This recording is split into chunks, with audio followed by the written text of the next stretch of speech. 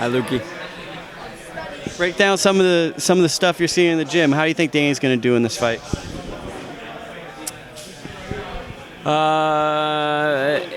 It's a wild card. Look, I've always been a guy that thought that Jacobs could beat Golovkin. I want to be able to watch him a little bit longer before I can make my final determination. Put yourself out on the limb, but right, exactly. Before I put my neck out on the line, so to speak. But I've always thought that Jacobs has the skill set to be able to beat Golovkin. What's one problem that you see with boxers nowadays that people don't teach them? You know what? I see a real lack of head movement. There's not as much of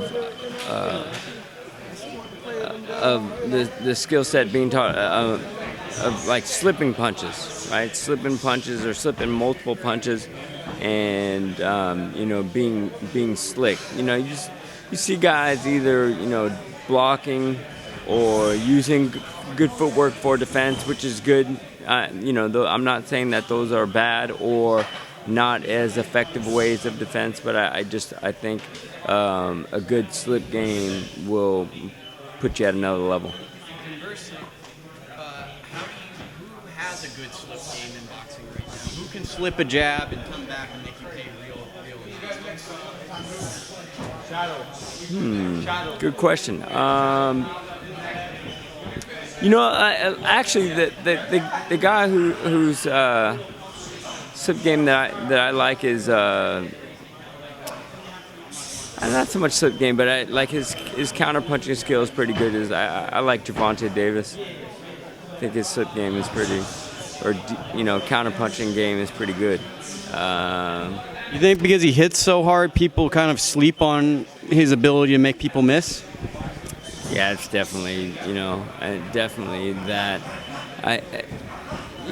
People like to look at that aspect of it, right? His ability to knock people out, and knock people out, and his heavy punching. But I think, a lot of the punches that he lands, they're heavy, yes, but I think also because he puts himself in good position to land those punches is really what makes him effective. Okay. Well, tell people where they can go to your gym. B Street Boxing, 223 South B Street in downtown San Mateo.